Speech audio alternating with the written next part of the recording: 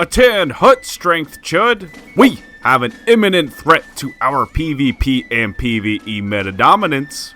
We strength users are simple folk, and to our untrained eyes, this might look like your usual ultra greatsword, but do not be fooled. If you look at the scaling this weapon uses, it is mainly powered by the dexterity stat. Truly abhorrent. Keep your friends close and your enemies closer, and by golly is this a dubious enemy. Let's understand this weapon so that we can prepare to battle these dex fairies encroaching on our turf. The Murakumo, found early in the graveyard right outside Firelink Shrine, on the way to the catacombs. The giant skeletons wielding them have a low drop chance. It can also be dropped off Shiva of the East if you're unlucky while farming it. Its origins are from the Eastern Land in the DSU. It's a scaled up version of the smaller curved swords present in the From Software franchise. Murakumo's name comes from the Japanese myth. The younger brother of the sun goddess, Susanoo, defeated the 8-headed dragon with the help of a trick and 8 barrels of sake.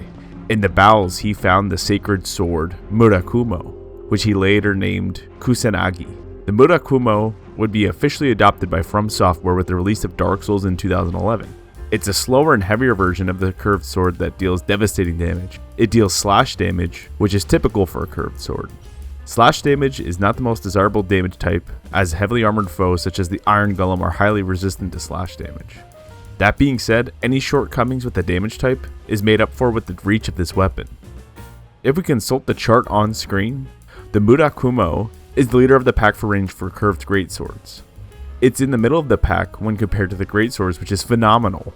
You can see here on Demon Fire Stage, I'm still able to hit him when he goes in the air to do the pounding attack. The Murakumo is a high damage weapon with low weapon speed. It compares much closer to the greatswords and ultra greatswords, but with different scaling types. In the regular plus 15 path, the base damage will be 282 damage. Most large weapons scale largely with strength, but the Murakumo scales nearly exclusively with dexterity. The scaling has an E grade for strength and an A grade for dexterity. With the base damage, 40 dexterity, and 28 strength, we have a whopping 565 attack rating when two-handing.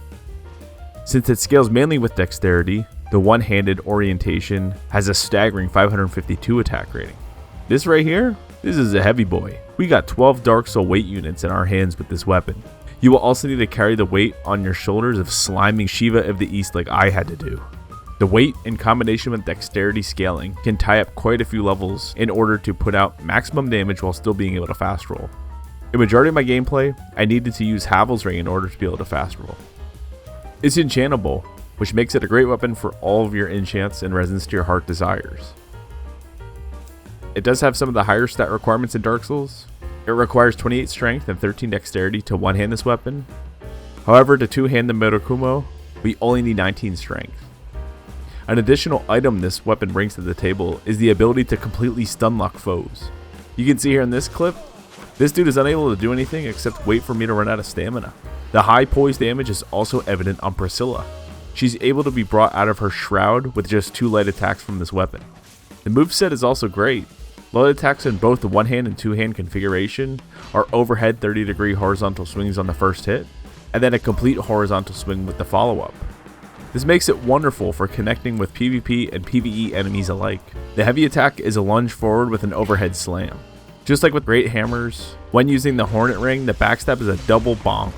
The riposte animation is the same, a savage triple bonk. If you're okay with medium rolling in PvP, I recommend using the Hornet Ring. If you can get a parry, the riposte will deal well over 1000 damage, and even reaching to 1400 damage. Absolutely insane. Overall, the moveset is one of the strongest points of this weapon.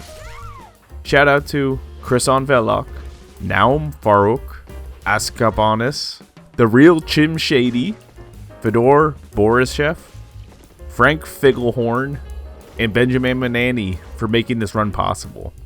They were the ones who put this weapon on my radar. What weapons do you guys think are strong? We've already covered quite a few on the channel, but I'm looking for weapons that are strong, and in particular ones that people are sleeping on. Thank you guys for all the support, and I'll see you around.